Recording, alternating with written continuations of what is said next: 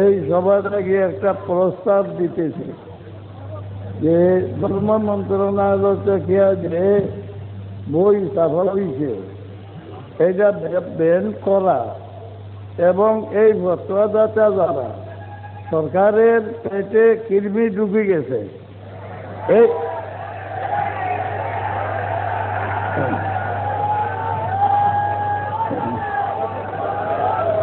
এই রকমের লোক এইভাবে দায়িত্বে রাখলে আমি সরকারকে সতর্ক করে দিয়ে যে সরকারের ভবিষ্যৎ ভয়াবহ হবে, শান্তির রাখতে পারবে।